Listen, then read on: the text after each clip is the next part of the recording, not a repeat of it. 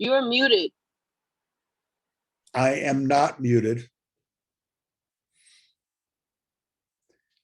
I thought Lupe was going to change her tablecloth though. Okay, so the Mayan calendar, you should be able to see it now.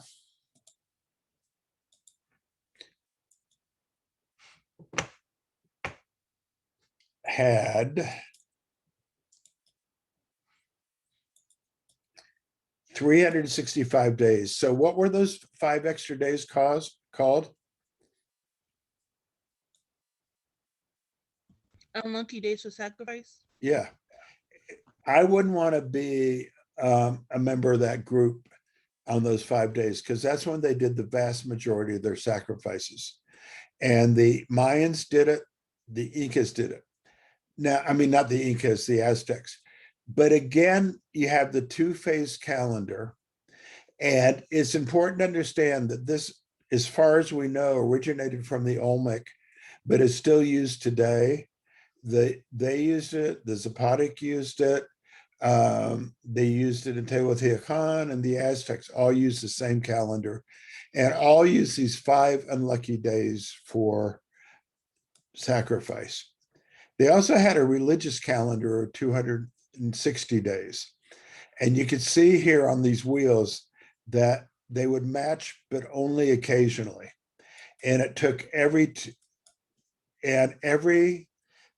52 years, they coincided on the same date. And this is what it looked like. Each of the 20 months, 13 months had a name and meant something. Earthquakes were very, very big. And every 52 years, they aligned perfectly at the top. Again, that shows a tremendous knowledge of mathematics. Any thoughts? I didn't give you a written assignment because I wanted you to talk more. Okay, their second period, at the beginning of this period, they had 19,000 people. At the beginning of period 1, they had 600 people. The total population in the valley declined. Why did it decline? Did they have diseases then, overcrowding, clouding?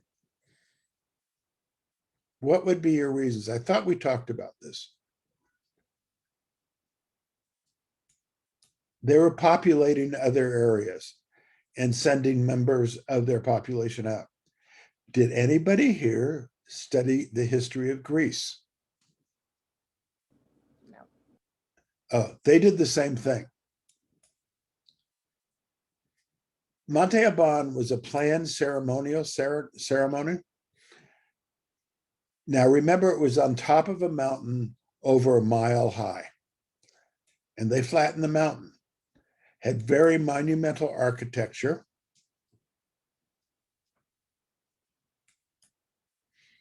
They had glyphic writing. Here it says, if you want to have a good time, call Jason at area code 201. They told their stories, and they had wonderful murals as well. Now, what is this? What are they doing there? They're in a ball court. Yeah. Unlike the Olmec, and as far as we know, Teotihuacan, we found ballparks here. They found ballparks here, and this is what they look like. Jewel, does this look familiar to you? Yeah. Where? And was it? I forget where, but Was it Baltimore or Chichen Itza? Chichen Itza. Good. And actually every other Mayan city we went to. Now, the object of this game was to get the ball through the hoop. The largest court was 434 feet, which is pretty long. It's a third of a football field more. Players had masks and padding. It was a very hard rubber ball. Spectators were the elite, and they sat up on these platforms. And in some reconstructions, such as the one at the bottom, you could actually see where they sat. On the other side of these were skulls of the people sacrificed. And they weren't always in the best of shape. Does this guy look like he's been in training for a long time, or maybe took a season or two off? Okay, but that gives you a sense of the outfits. Okay, and in this case, captives were used as the players who were sacrificed. Other times, the winners were sacrificed. In this period, they had stratification. Some of you wrote about the tombs. So far, they've found 170 tombs, steep chambers, a lot of gold, buried into the other structures. I don't know if you could see this well. Let me see if I can enlarge it.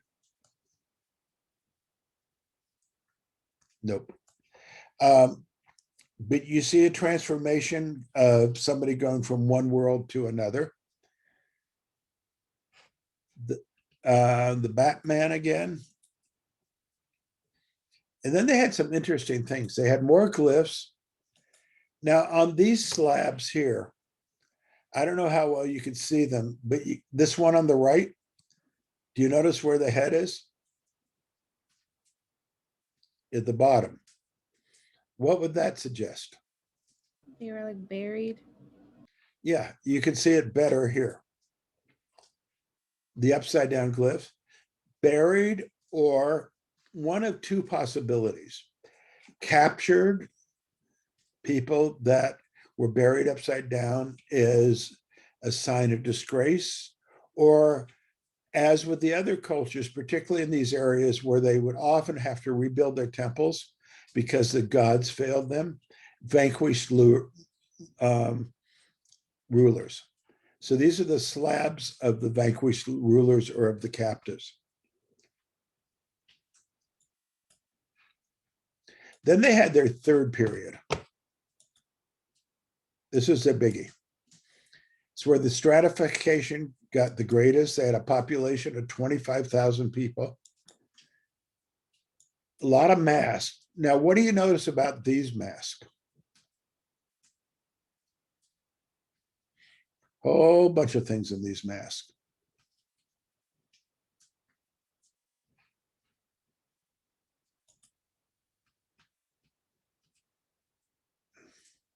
Are those pictures in a book somewhere? Some are in the book, but your professor goes out of the book quite a bit to add new things. So I just want to see them better. I can't see it on this tiny screen. Okay, well, what you could do is I'll post the PowerPoint, then you can see them that way. Okay. Anybody who's not on their phone, what do you see? Christopher, what do you see? Headdresses and masks. A lot of people named Christopher here. Christopher? Yeah, I mean, they seem like little figures. They seem to have like some kind of like, it looks like an earring kind of. Yeah. And Okay, huge earrings, which only royalty was allowed to wear. Okay, somebody else, what do you see? A throne, sitting on the throne. So obviously the elite. You're missing a big thing. It has a different structure. It's not like a feline face. Yeah, it's a human face. That's really important. And one other thing, at least. They look young. They did bury the young in this period, but I don't know. Maybe the one on the left is young. Females. Until then, we didn't see any sculptures of females, and now you are seeing them. So it suggests two things: that females were recognized as part of their stratification, and you're going to see that more in Teotihuacan. But also remember the point that they married off their women to the places they colonialized in order to build up bonds of alliance. And very elaborate costumes, jewelry and everything. Headdresses, somebody mentioned that. But again, as somebody just said, these headdresses were not of animals. And they also had a lot of glyphs, a lot more writing. This looks like one pissed off woman, actually. arms folded. They had the funeral urns. Unlike my cat, they were very elaborate.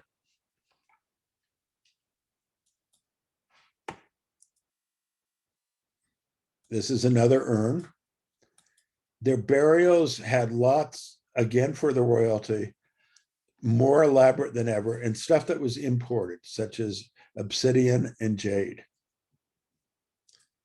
Des, that woman's still in back of you, just in case you didn't know. It's a man, Dr. Sturry. You know, you're judging by appearances, Des. It's from a show, and he is a man. He's so trans. No, he's a black man from the show. What's the show?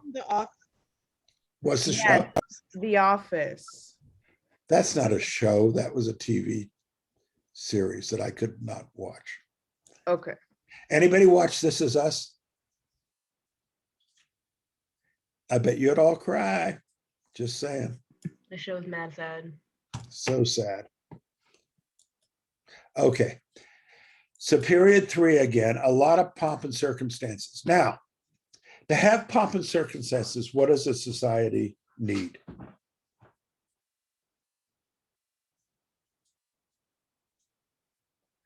These are some of the statues, and notice how you have the ruler at the top, and then nobles beneath them. You need excess. You need excess of surplus. You need a highly stratified society where you have people at the bottom and people at the top. And now the rulers clearly claim divine ancestry. Look at this guy. And this is a guy. He's connected to the sun god. Another throne, the big earrings, which only the royalty could wear. Lots and lots of bling. And again, just on the wealthy. Now, this was a period where they basically controlled the whole area. And beyond that, they had really stratified so much that they had all this excess to spend on wealth, which really says something about the society. And what always strikes me when I look at these cultures and other cultures is we used to think of them as primitive or early, but the reality, not only in science, math, and wealth, but unfortunately in terms of stratification, they were highly, highly developed. And here we know the stratification was in fact inherited. And somebody mentioned children. You have children in the graves too of the wealthy. Remember in the Mississippi Mound cultures, you had to earn your leadership. Here, not so much. But there was a problem. You could be overthrown. And what would be the major reason for being overthrown as a leader? It's kind of like the situation with the gods, like if the crops aren't plentiful or if it's not raining or something like that. Yeah, if the gods didn't come through, you as a god didn't come through. And not only would be the leaders overthrown, but their particular temples would be torn down and new temples built upon them. When we talked about Diamond and we talked about his reasons for collapse, he talked about external, but in fact, with almost all these Mesoamerican cultures, the collapse was through internal rebellions. This one's sitting on a jaguar cushion. You can see that. And then you see another jaguar deity. And this is the whole thing, Mr. and Mrs. Ruler with their costumes. They both have earrings. He's about to put on a jaguar mask and all the bling. And these are actually from frescoes found in the tombs. They had a heredity. Now, could you see in this one, and again, for those of you on your camera, I'm sorry, but you see the ruler here worshiping the god. You see people underneath it. You see the river they crossed. It's pretty cool. Earplugs. You think you're so hot with your iPods. They had earplugs too. They were the only ones that ate deer meat. Okay. Pretty much, and this will become very clear when we look at the Aztecs, that they had basically, with their population growth, wiped out all the meat in the area. So there was only limited deer, which probably had to be imported, and that went to the royalty. What did they use the earplugs for? Just a sign of status.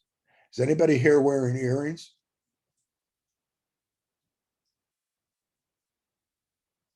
So you're not. I take mine off when I sleep, but I'm gonna put them back on when I go outside. Yeah.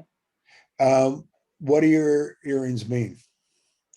I'm gonna just tell you, I wear a lot of jewelry when I go outside, but I think I like to wear it because it looks nice and people think I got money.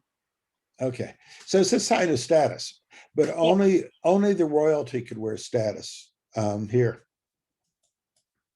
The warriors were another class. They were high status, but not top status. This is a gold statue of a warrior. The nobles were underneath their lawyers. They were descended from the gods. Now, animism is a term that I've asked about. What does animism mean? Isn't that when they mix like the humans with the animals and the sculpture and the Yeah. kind So of that give them, the same look? Yeah, so they could be the force of nature. Not exactly the same look, but half and half.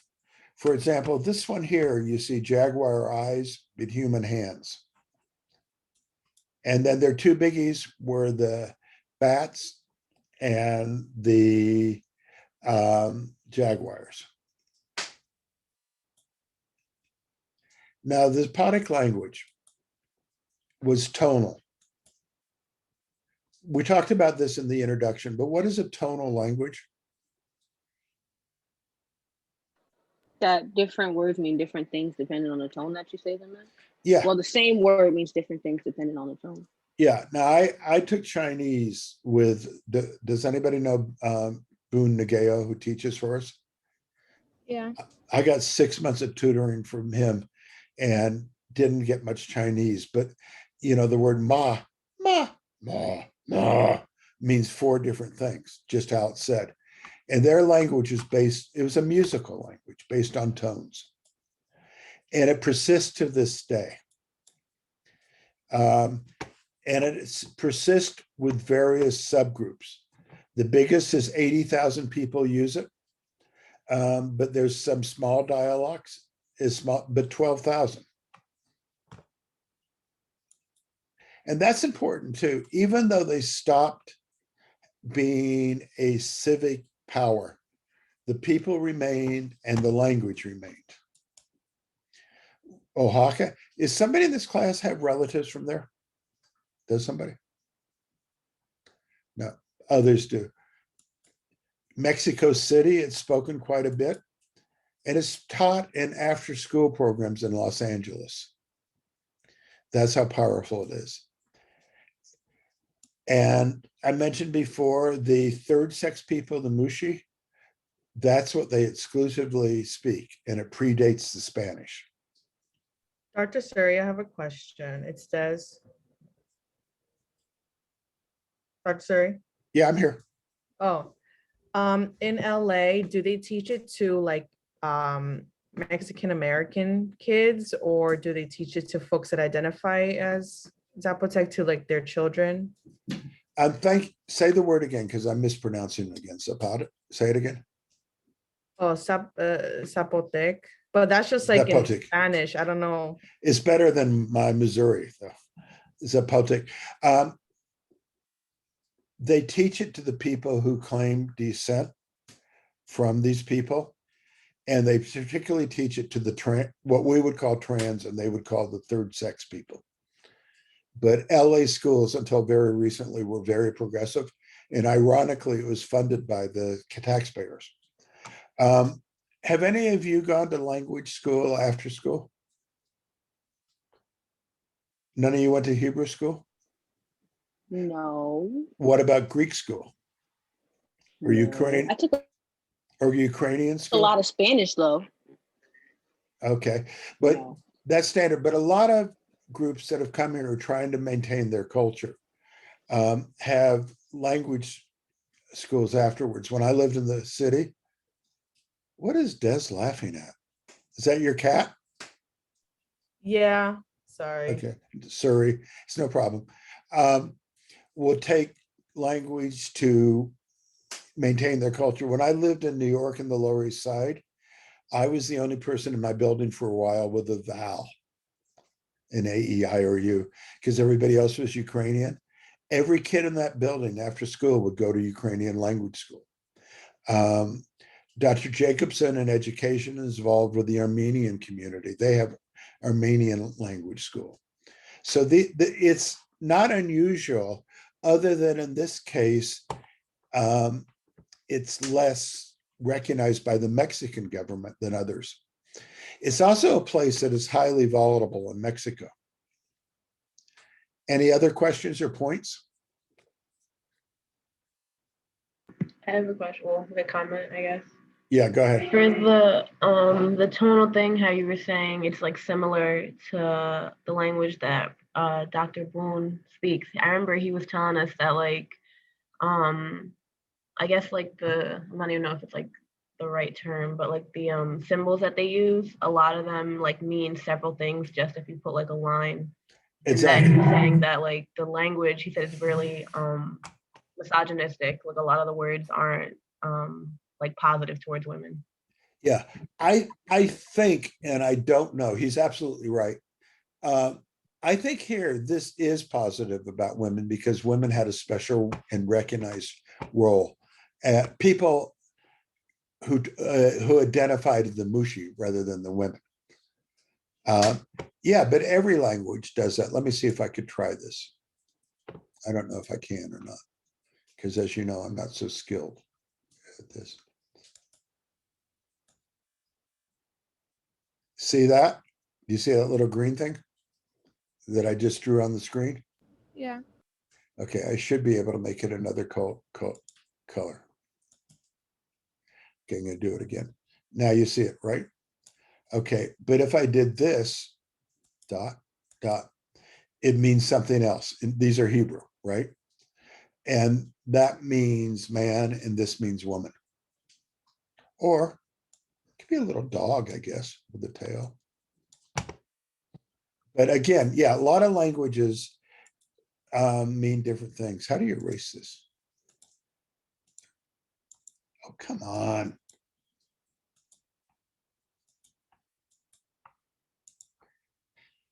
But that's true. The language, especially English, is very genderized.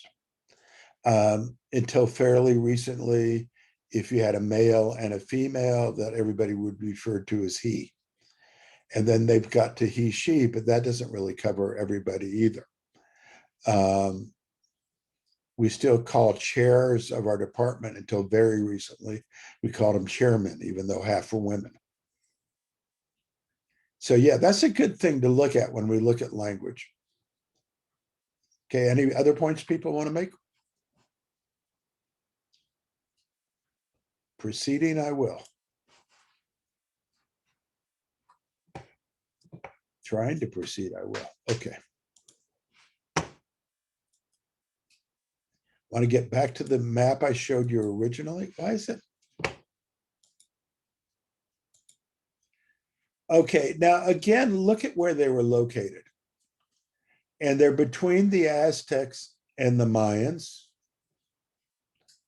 And they were down in, whoops, they were down in this area here. So this is where they were located. Okay, and their trade we talked about already.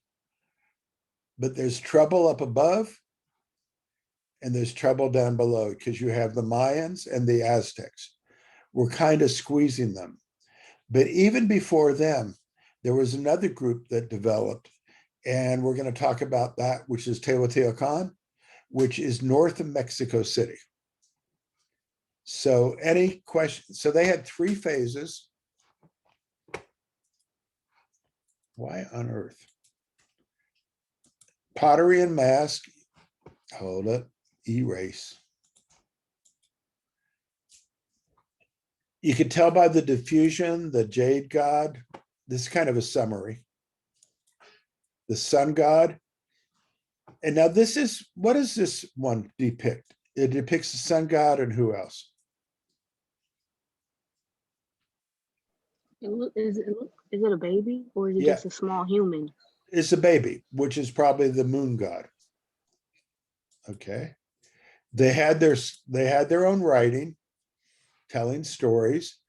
And this one looks like people are doing sacrifices to somebody up above or doing offerings. It's kind of a bad depiction, but you can see maize being offered. And I'm not sure what else. They clearly had their own language. Tonal. Language persists, and we talked about that. Oh yeah, back it up. This is an example of the Mushi today. And they're accepted today. The Spanish tried to kill them. They're accepted today as a third sex and do very powerful things in terms of ceremonies and stuff. Their biggest site was Monte Oban. They had ball courts. It was on a mountain, platforms and temples,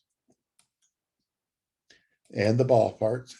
Now, what finally did them in was at the same time the Spanish were moving in, they had a major war with the Aztecs, and that destroyed them. They had reached their peak about 750 CE, but still existed as basically agriculture.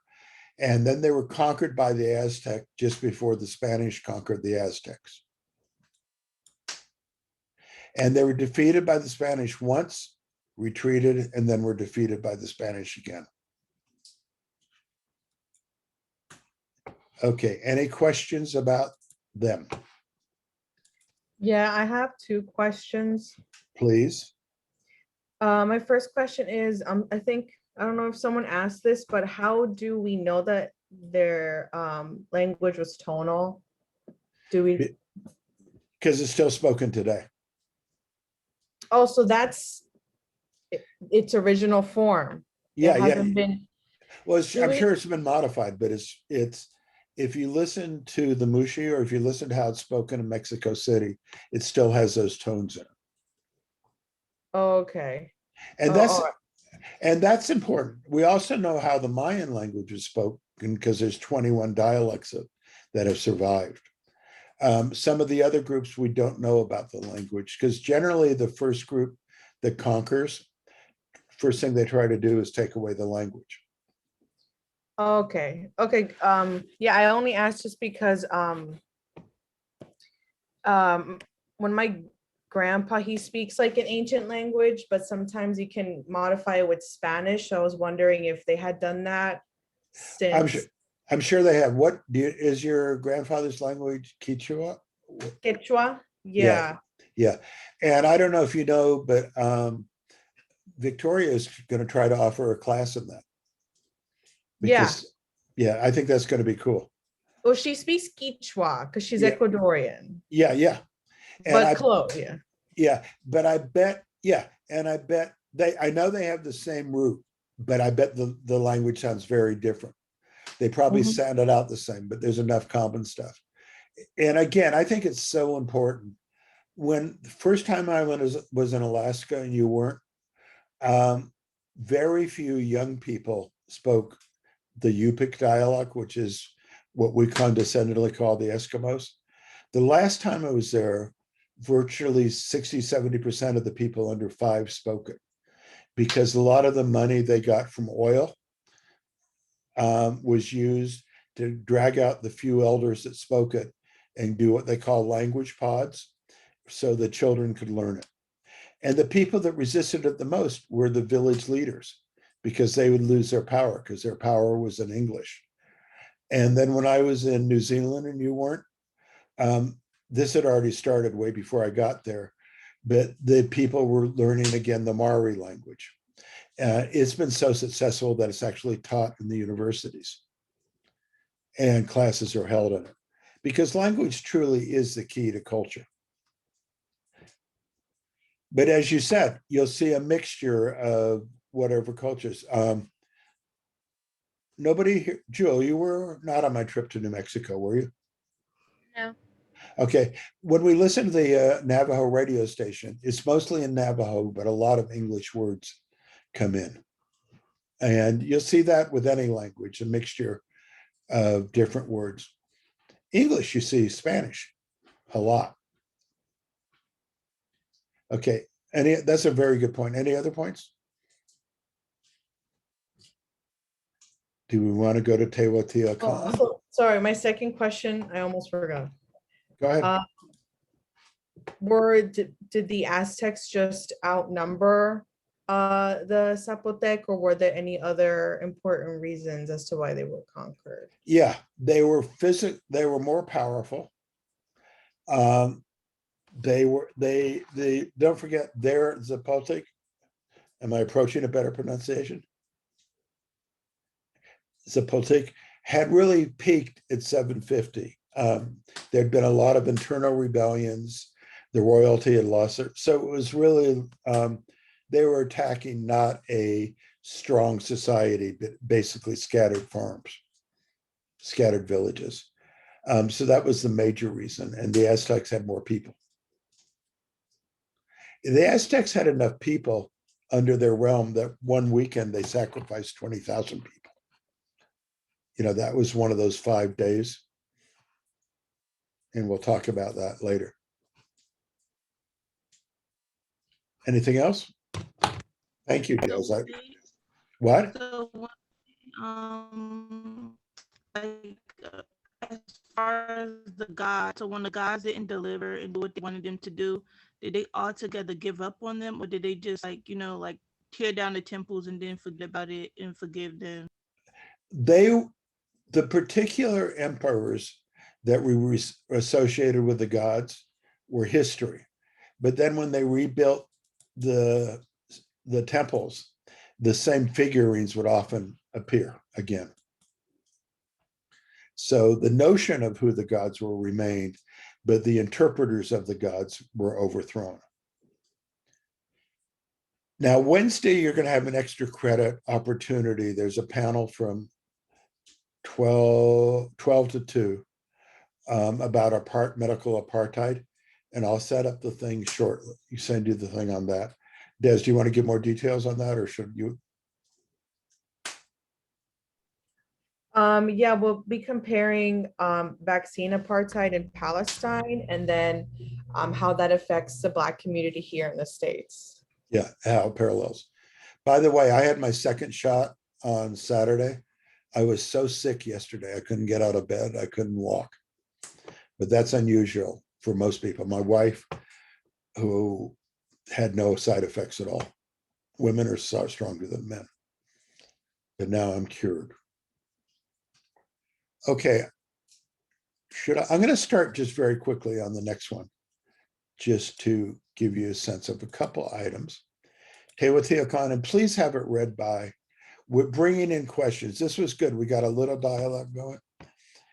Okay, it means place of the gods. However, it's not their language. It was a name given to them by the Aztecs later on.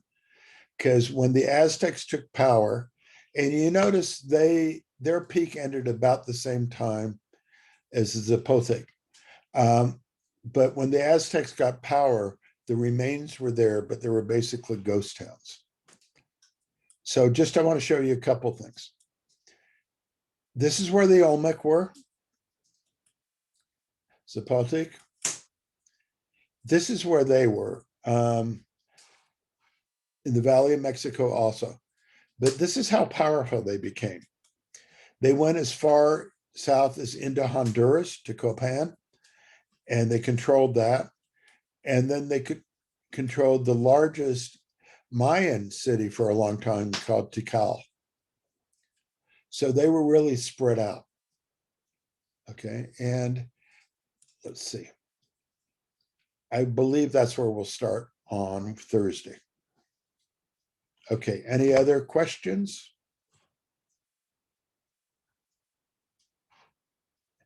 Okay, when do you guys register for next term? For those of you who are not graduating? Anybody know?